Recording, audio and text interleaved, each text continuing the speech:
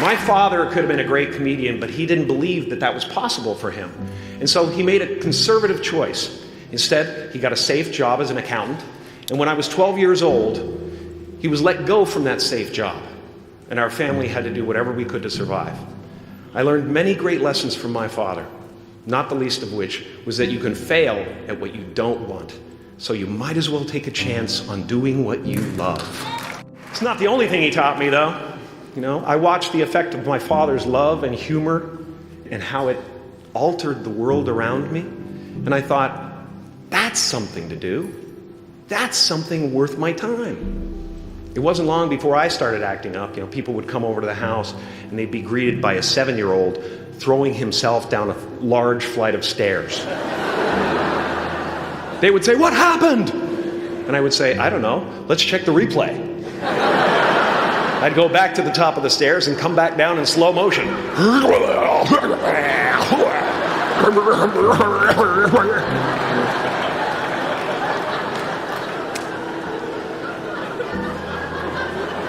It was a very strange household. My father used to brag that I wasn't a ham, I was the whole pig. And he treated my talent as if it was his second chance. When I was about 28, after a decade as a professional comedian, I realized one night in LA that the purpose of my life had always been to free people from concern, just like my dad. And when I realized this, I dubbed my new devotion the Church of Freedom from Concern. The Church of FFC.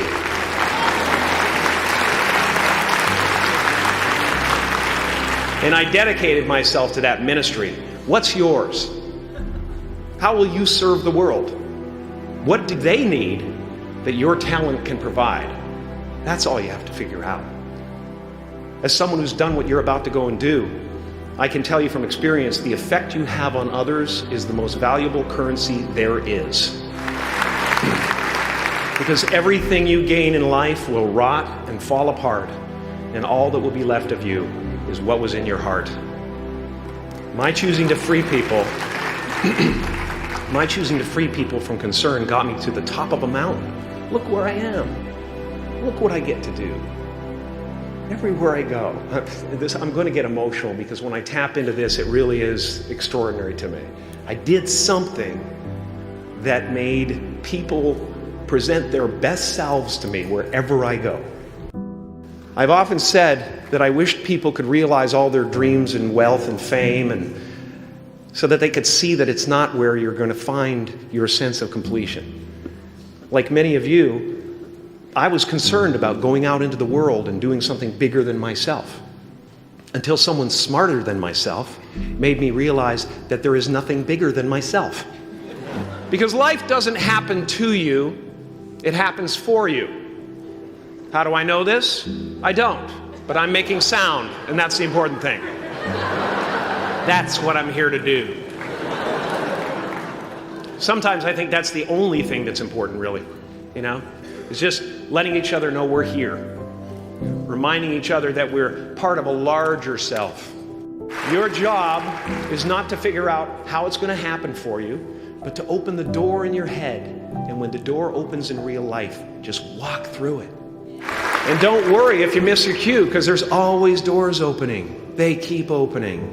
And when I say life doesn't happen to you, it happens for you, I really don't know if that's true. I'm just making a conscious choice to perceive challenges as something beneficial so that I can deal with them in the most productive way. You'll come up with your own style. That's part of the fun. Oh, and why not take a chance on faith as well? Not religion, but faith. Not hope, but faith.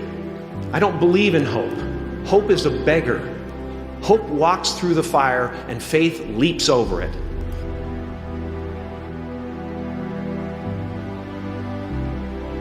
I used to believe that who I was ended at the edge of my skin. That I had been given this little vehicle called a body from which to experience creation. And though I couldn't have asked for a sportier model, it was, after all, a loaner and would have to be returned. Then I learned that everything outside the vehicle was part of me too. And now I drive a convertible.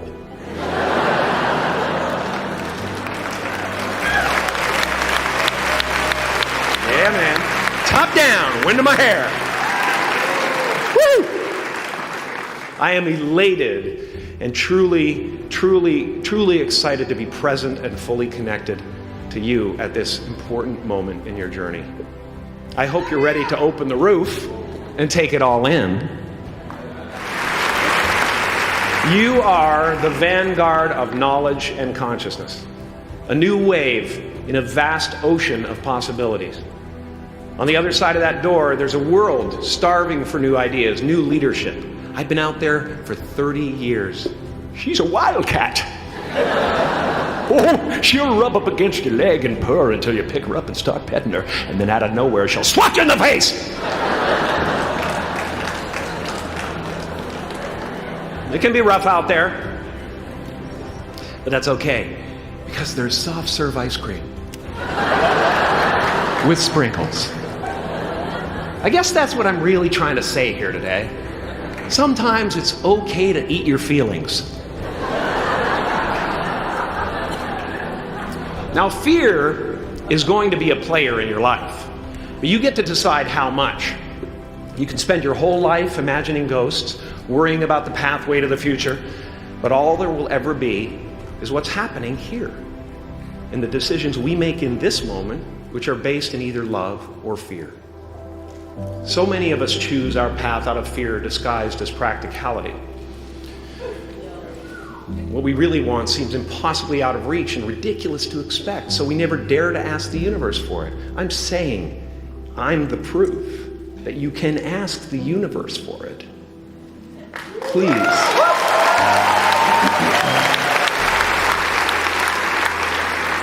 I am at the top of the mountain, and I was, and the only one I hadn't freed was myself, and that's when my search for identity deepened. I wondered who I'd be without my fame. Who would I be if I said things that people didn't want to hear? Or if I defied their expectations of me? And that peace that we're after lies somewhere beyond personality, beyond the perception of others, beyond invention and disguise, even beyond effort itself. You can join the game, fight the wars, play with form all you want, but to find real peace, you have to let the armor go. Your need for acceptance can make you invisible in this world. Don't let anything stand in the way of the light that shines through this form. Risk being seen in all of your glory. My soul is not contained within the limits of my body. My body is contained within the limitlessness of my soul. Now I'm always at the beginning. I have a reset button, and I ride that button constantly. Once that button is functioning in your life, there's no story that the mind could create that will be as compelling. The imagination is always manufacturing scenarios, both good and bad, and the ego tries to keep you trapped in the multiplex of the mind.